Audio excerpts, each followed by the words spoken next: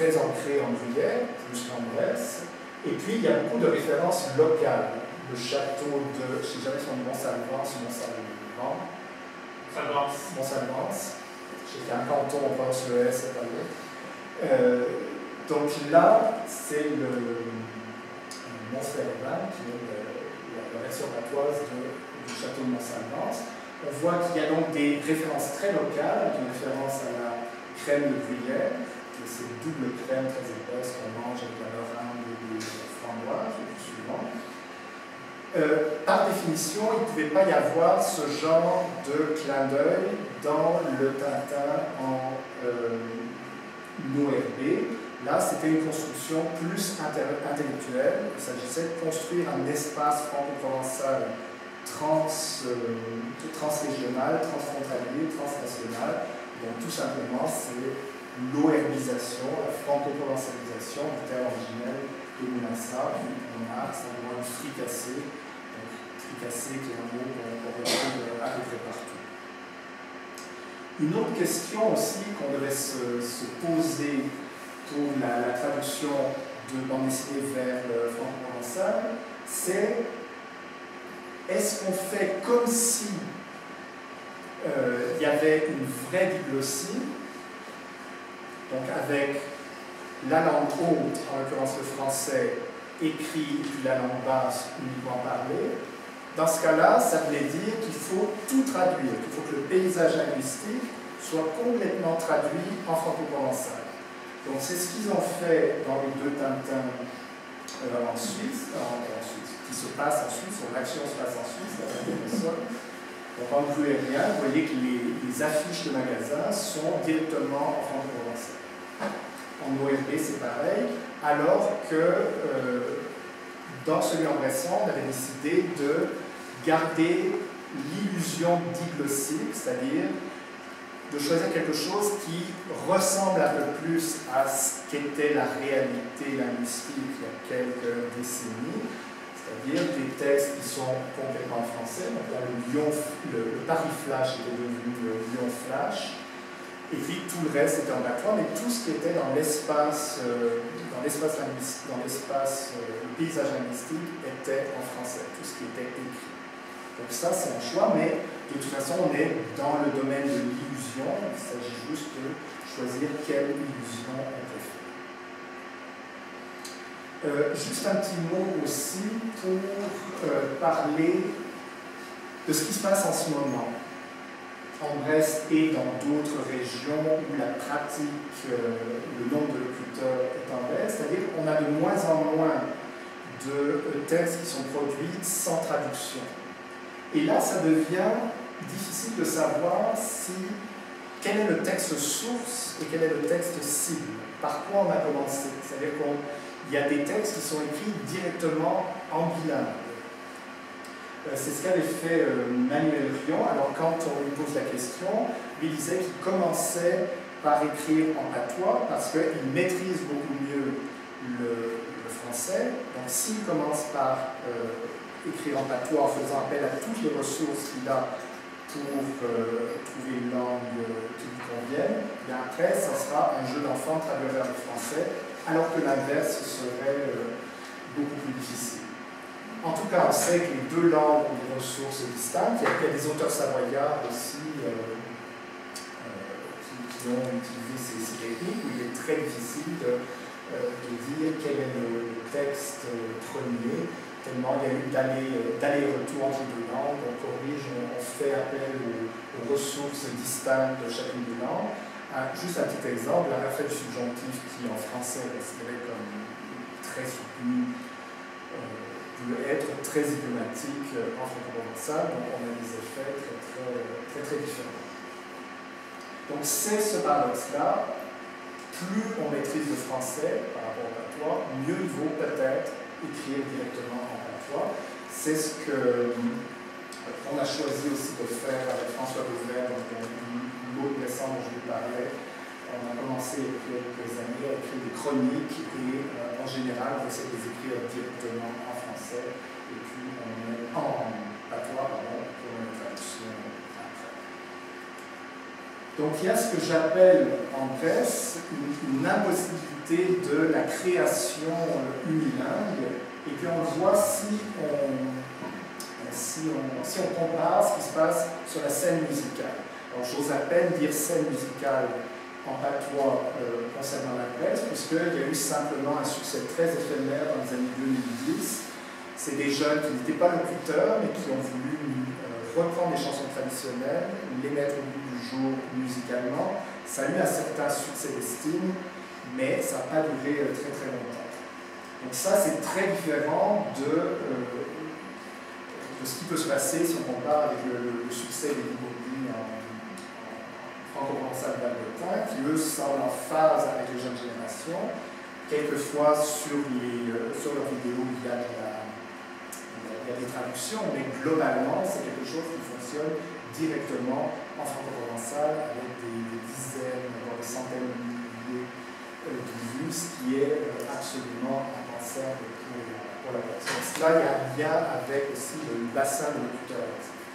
Quant à DJ Natafan, je ne sais pas ce que nos collègues saroyens en penseront. Ça, c'est intéressant comme phénomène en soi. Donc là, on a des millions de vues sur YouTube. Il y a Natafan, le mot lui-même est un mot franco-provençal. Il y a quelques mots de patois de temps en temps, sauf que globalement, le succès fonctionne sur l'accent savoyard, sur une espèce d'auto-parodie, autodérision des référents culturels réputés typiquement savoyards. Et la langue est finalement très peu présente. Elle est présente sous forme de traces, sous forme d'accent, sous forme de prosodie, mais on n'est peut-être pas très loin de ce qui se passe en Grèce, où il est très difficile d'avoir des chants en patois directement, alors que ça reste tout à fait possible en Vallée d'Os, en tout cas si on juge par le succès des vidéos.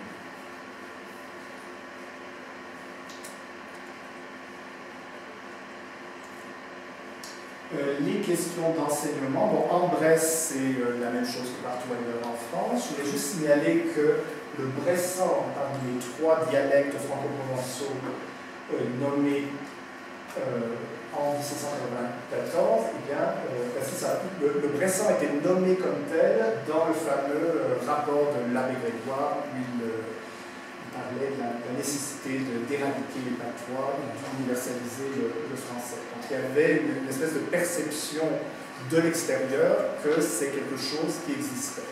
Ça, je trouve ça intéressant. Je ne sais pas exactement comment fonctionne l'auto-perception, la perception de l'extérieur, mais je trouvais ça intéressant.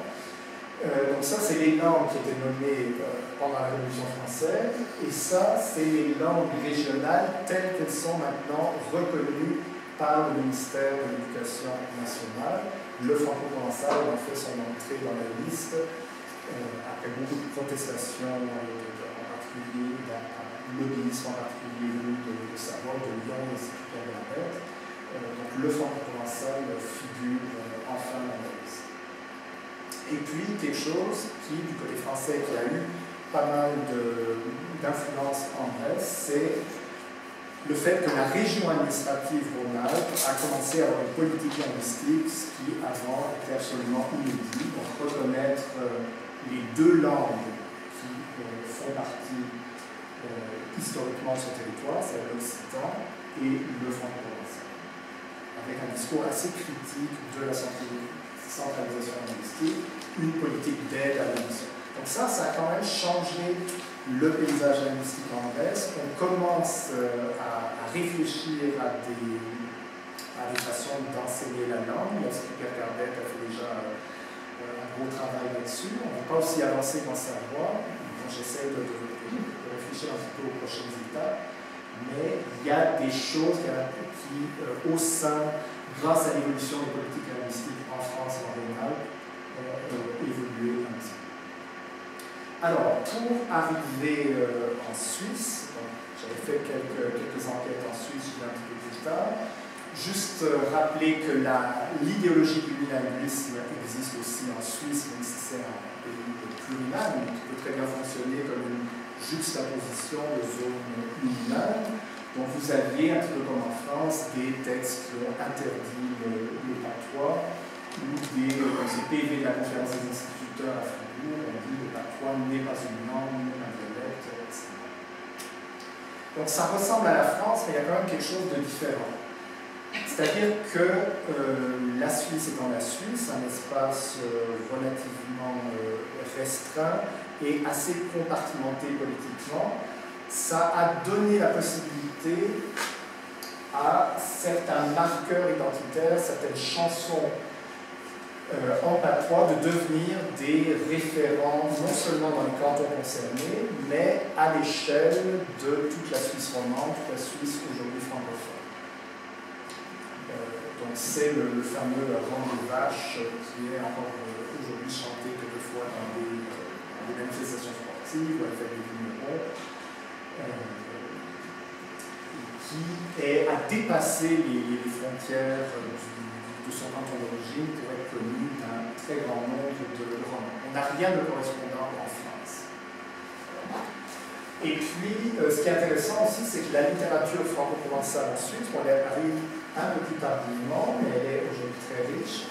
Et puis, elle a servi quelquefois à, je dirais, co-construire le roman national suisse avec les germanophones. C'est-à-dire que les germanophones avaient un discours en disant notre langue locale, nos dialectes sont l'émanation de la vraie Suisse qui est une Suisse montagnarde rurale. Et les romans, d'une certaine façon, pouvaient faire la même chose en disant nous aussi on a notre patois qui exprime la ruralité. On a cette citation où on dit le glossaire des patois de la Suisse romande va devenir pour nous ce que le Schweizerisches Idiotikon est pour la Suisse allemande. Donc nous aussi, on va avoir notre œuvre de référence. Du côté français, il n'y a rien qui pourrait ressembler à ça. Le tournant de la revitalisation en Suisse est quand même assez avancé. On peut voir comment ça se traduit dans les faits, mais dans le canton de Valais, depuis les années 2000, il y a ensuite une fondation de patois, il y a une approche plus ou moins similaire dans le canton de Fribourg. Alors la charte des langues, la charte européenne des langues régionales et minoritaires, voilà, elle a été ratifiée par la Suisse, mais à l'origine elle ne protégeait que le romanche et l'italien. Donc les deux plus fragiles des 4 langues nationales, et le franco-provençal n'était pas concerné. Donc il a fallu un certain nombre de protestations pour qu'il soit ajouté en 2018, mais avec une application très minimaliste, c'est-à-dire qu'il n'y a pas de nouvelle loi cadre, il n'y a pas les cantons sont réputés suffisamment puissants pour protéger la langue régionale, donc il n'y a pas de coup de pouce au niveau de la configuration suisse. Pas question que ce soit une 5e langue nationale. Alors, pour rester en Suisse, ça c'est les enquêtes que j'avais faites il y a déjà un petit moment, une quinzaine d'années, auprès de la Société des patoisans de la Bruyère et puis de l'association vaudoise des Amis du Patois. Donc, dans le premier cas, c'est plutôt des locuteurs natifs qui vont dans cette association pour parler patois. Dans le second cas, c'était plus des néolocuteurs, mais il y a des aspirations communes, quelquefois plus ou moins, le discours est plus ou moins militant, il s'agit plus ou moins de sauver la langue ou de la conserver, des paradigmes qui sont complémentaires, mais qui sont parfois un peu contradictoires. Ça, c'est juste 2 exemples de questions que je posais. Qu'est-ce que le patois ? Est-ce que c'est du français déformé, un mélange de français et d'une autre langue, une langue complètement différente? Il y a 2 tiers des gens qui étaient d'avis que c'est une langue distincte. Quant au mot franco-provençal, en particulier chez les Gruériens, il y avait à peu près un tiers des gens qui ne le connaissaient pas, qui connaissaient simplement le mot patois, mais qui n'avaient pas entendu le glottonyme savant, en tout cas en 2010. Je ne suis pas sûr que les choses seraient fondamentalement différentes aujourd'hui, mais il faudrait vérifier. D'autres recherches que j'ai faites, c'est en fait essayer de comparer le discours d'étudier le discours sur la langue locale dans les journaux de référence suisses. Donc ça avec le journal de Genève, j'ai fait la même chose à Brésil de Lausanne, ensuite avec le temps. Donc un corpus où il y a tous les articles, où il y a au moins une occurrence du mot patois. Patois quand il s'agit de franco-provençal, parce que le mot peut s'appliquer bien sûr à beaucoup d'autres choses. Jusqu'à la première occurrence du mot franco-provençal, donc c'est en 1909. Ascoli, c'est en 1974, donc il faut un certain temps de latence pour que le journal l'utilise pour la première fois.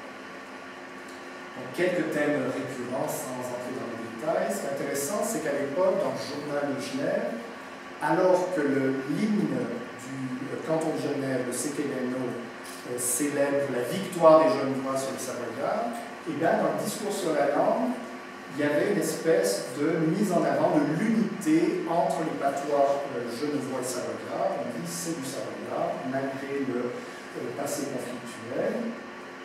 Quelquefois, il est question de sauver la langue, même si globalement sa disparition est présentée comme inévitable.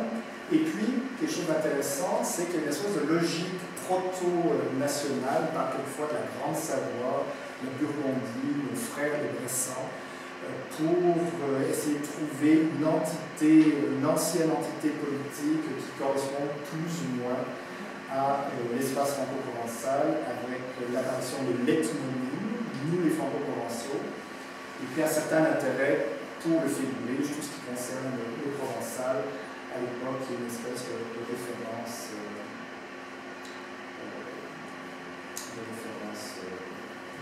indispensable. La vallée d'Ost aussi apparaît très souvent comme une espèce de paradis des gens qui veulent parler patois. Comme un conservateur linguistique, la langue reste très vivante. Ça continue jusqu'aujourd'hui. Donc ça, c'était juste dans un journal suisse. Ensuite, une autre fois, j'avais essayé de comparer le discours dans Le Temps, le journal de référence en Suisse romande, et puis dans Le Peuple vallontain, qui a disparu depuis, je pense, il existe encore, le journal. Oui, je pense qu'il avait disparu, je ne sais pas si Il a disparu.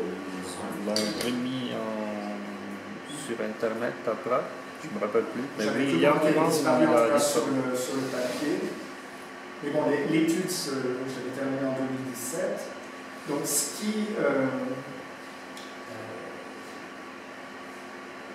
qui était intéressant ici, c'est que la présence du terme franco-provençal, donc ici en belge, est beaucoup plus fréquente statistiquement dans le peuple vallontain.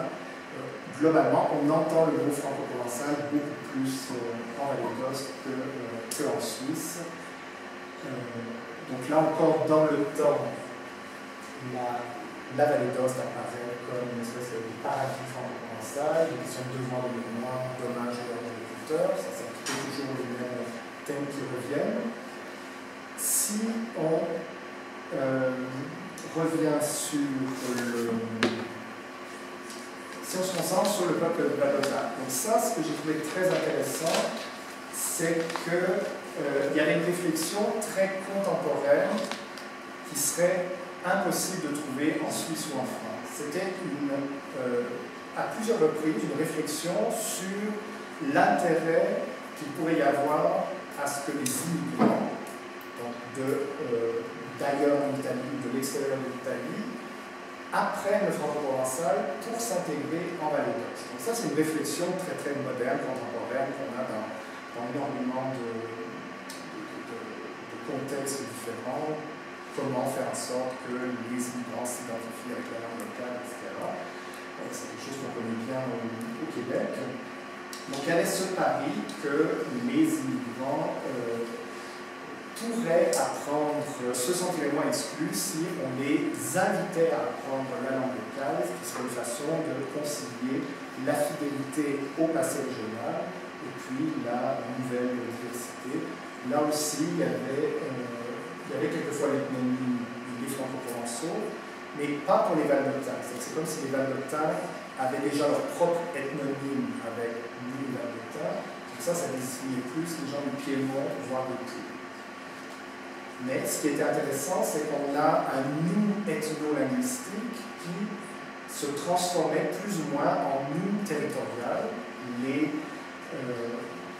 Les Valbortins seraient ceux qui habitent le territoire et qui seraient tous invités à parler la langue franco-provençale. Et puis la dernière diapositive, c'était quelque chose sur l'évolution dans le journal Le Peuple Valbortin du rapport au couple français franco-provençal. Ça, c'est assez complexe en Val-d'Ost, si j'ai bien lu. C'est-à-dire que longtemps, il y a eu une contradiction entre la logique linguistique qui met en avant le fait que le franco-provençal, c'est une langue à part, c'est une langue distincte, ce n'est pas du français, et puis la logique politique qui faisait en sorte qu'on mettait avant la proximité entre le français et le franco-provençal, en disant, en gros, c'est la même langue. Pendant très longtemps, c'est un discours qui était tenu, et on en retrouve des traces dans les exemplaires les plus anciens du journal Le Peuple Valbortin. Parce que, historiquement, la parenté entre les deux langues, donc si on estimait que le franco-provençal était la langue basse dans le couple diglottique avec la langue haute et le français, eh bien, ça permettait de justifier aussi un statut particulier pour le français en Val-d'Ost. Maintenant, bon, après le discours a évolué vers la mise en avant du fait que, alors effectivement, le franco-provençal est une langue distincte du français, il y a plus ou moins de consensus là-dessus, mais c'est la vraie langue identitaire. Ce n'est pas forcément une opposition au français, c'est en complémentarité.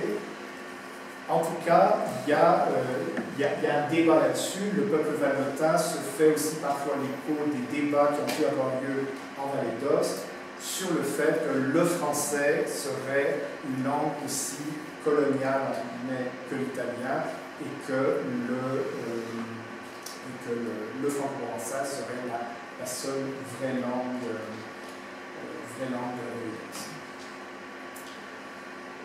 Voilà, donc c'est un long parcours pour... en fait, l'idée, c'était de vous expliquer qu'est-ce que je fais là,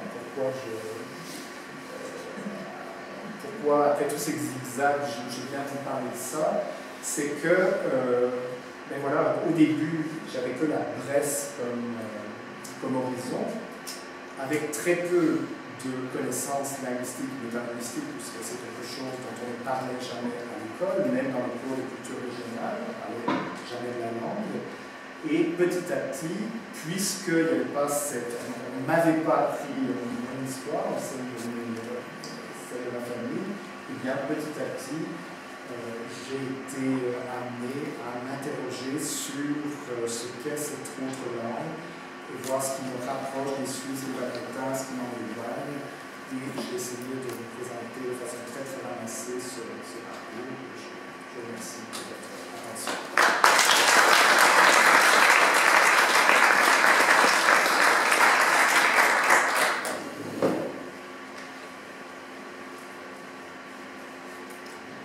Merci beaucoup, c'était très intéressant. J'avais juste une question sur ce qui au début a présenté le corpus que vous avez utilisé pour le dictionnaire. Et vous disiez par exemple que vous avez étudié donc, la variation, et notamment dans une perspective diachronique et qu'il y avait des emprunts, etc. Et je voulais savoir si vous aviez pu parler justement avec les témoins de ce qu'ils pensaient dans le détail de ces emprunts, parce que je ne sais pas si vous avez vu, il y a un rapport qui est sorti il y a 2 jours, qui a été fait une recherche de 2 ans à l'université de Grenoble, je crois, dirigée par Marinette Maté.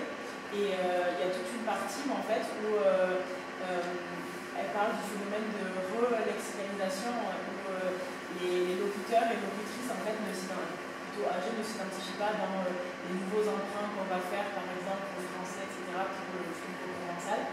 Et du coup, pour eux, c'est d'autant plus important d'utiliser le mot, le terme, on va dire, originel, et de reprendre des expressions idiomatiques, etc., pour justement s'éloigner des emprunts au français. j'ai pas eu ce genre de discours, tout simplement parce que j'ai jamais posé ce genre de questions. C'est-à-dire que les entretiens que j'ai, les analyses que moi je peux faire des empreintes, j'ai fait tout seul, je veux dire, en écrémant, en écoutant des dizaines d'heures d'entretien, et puis en essayant d'aller chercher ce qui concerne les empreintes. Mais j'ai pas, sinon avec ma mère, mais c'est un cas très particulier, j'ai pas eu ce genre de discussion parce que j'ai pas fait d'enquête où je sollicitais moi-même avec toute une liste d'énoncés métalinguistiques sur la langue. Il y avait évidemment des énoncés où transparaissaient les représentations des langues, des énoncés sur la langue, mais en général, c'est pas moi qui allais les chercher, ou assez rarement, et en tout cas pas sur les empreintes. Mais ce qui me revient maintenant, c'est des gens qui vont dire tout simplement on n'a pas le mot en toi, je prends un mot comme ça. Et souvent, il n'y a pas forcément la conscience que tel ou tel mot est un emprunt. Il y a un exemple sur lequel j'avais pas réfléchi, qui est route et autoroute. Donc la route, il y a le A final sans problème dans tous les énoncés en franc-provençal. Mais l'autoroute, il n'y a pratiquement personne qui va dire l'autoroute avec l'autoroute à la française. Il y a le contre-exemple du téléphone, là, parce que l'apparition du téléphone est, si j'essaie une hypothèse d'explication, ça date d'une époque où il y avait encore un assez grand nombre de locuteurs, et puis de façon plus ou moins spontanée, il y a le même traitement phonétique que pour d'autres verbes semblables. Mais pour les portables, par exemple les téléphones portables, je crois stocker, il va l'infinitif avec stocko, j'ai un exemple pas là, mais on peut stocko, on peut beaucoup en stocker dans ce petit téléphone-là, et je me rappelle pas avoir vu un froncement de sourcil des témoins qui disaient ah tiens c'est bizarre, j'emploie un mot moderne, ça revenait assez spontanément, me semble-t-il.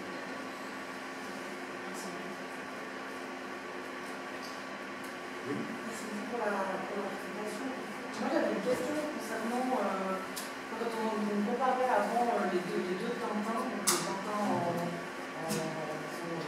BR1 et puis le Tintin en ORB. Je ne connais pas du tout en fait cette ORB, ils ont choisi quoi pour faire cette papier, et qui c'est qui a fait ça?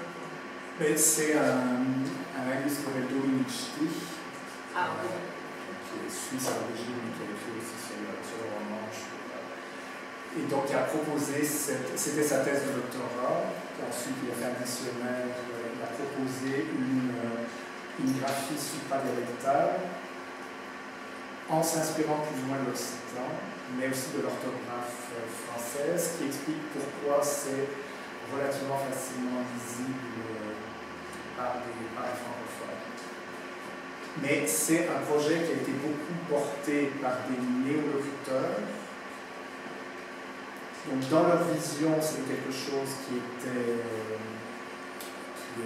complémentaire de l'utilisation des graphies locales, traditionnelles, phonétiques.